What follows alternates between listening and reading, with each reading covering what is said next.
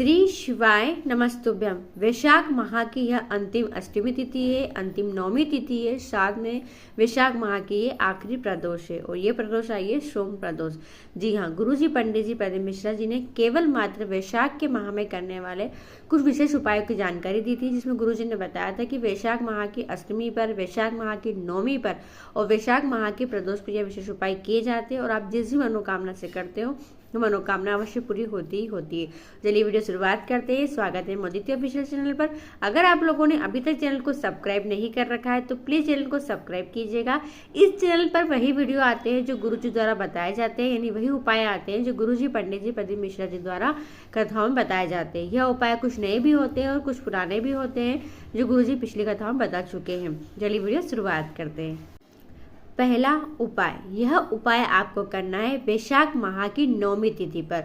और नौमी इस बार यह सीता नौमी है और 2 नौमी तिथि, यानी जो नौमी पड़ेगी वो गुरुवार और शुक्रवार 2 दिन, यानी 2 दिन हमारे पास मौका मिला है। और ये वैशाख माह की अंतिम नौमी तिथि है और ये जो उपाय है इस उपाय को केवल वैशाख माह की नौमी पर ही किया जाता है।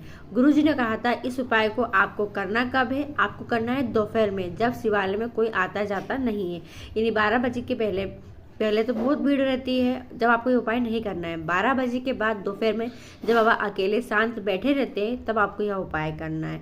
क्या करना है? आपको लेना है एक कोमल सा पीपल का पत्ता, कोमल बोले तो छोटा सा पीपल का पत्ता, और उस पीपल के पत्ते के ऊपर आपको रखना है पीला चंदन।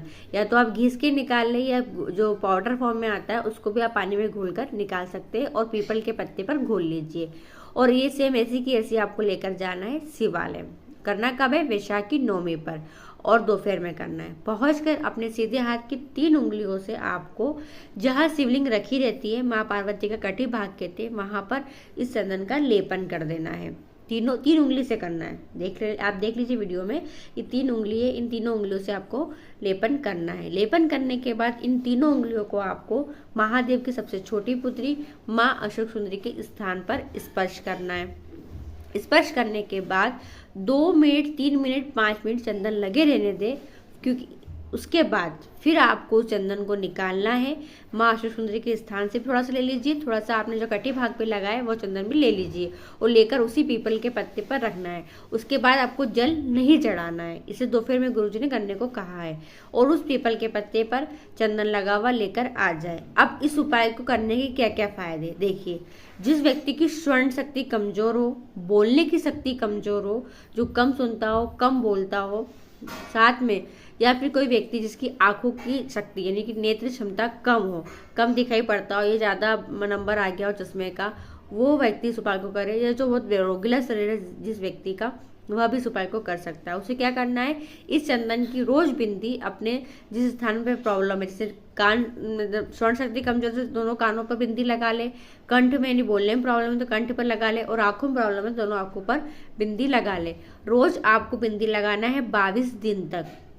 कितने दिन तक? 22 दिन तक उसी चंदन को आपको लगाना है। उस चंदन को एक डब्बी में आप इकट्ठा कर लेना और फिर रोज लगाना। 22 दिन तक करिएगा। वैशाख माह की नौमी पर ही किया जाता है, अंतिम मौका है। जो व्यक्ति ने किया है उसको फायदा मिला है। अगर आप में से किसी को इस समस्या है तो आप यह उपाय कर सकते हैं। दूसरा उपाय, समय बहुत गड़बड़ चल रहा है, कहते ना मेरा समय खराब चल रहा है, मेरा कोई भी कार्य नहीं होता है, मैं अच्छा करने जाता हूँ गलत हो जाता है, इन समय गड़बड़ चल रहा है, आपका ग्रह आपके साथ नहीं दे रहे, आपके ग्रह आपके अनुकूल नहीं चल रहे, प्रतिकूल चल रहे, साथ में आपकी कोई समस्या ऐसा है, कोई कार्य ऐसा है जो पूरा नहीं हो पाया है, जिस भी कार्य के लिए सोचते हैं, करने की प्लान बनाते हैं वो कैंसिल हो जाता है।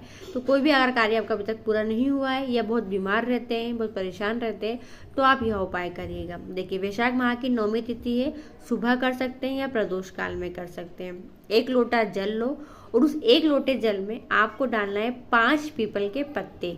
कितने पत्ते? 5 पीपल के पत्ते।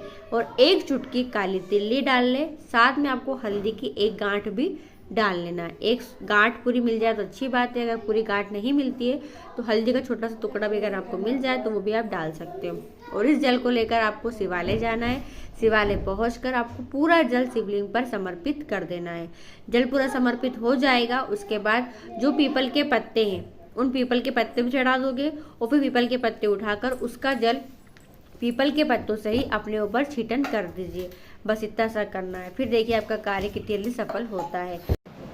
तो यह 2 विशेष उपाय है जो आप सीता नवमी, वैशाख माह की नवमी पर कर सकते हैं और अपनी मनोकामना को पूरी कर सकते हैं। श्री शिवाय नमस्तुभ्यम। हर हर महादेव।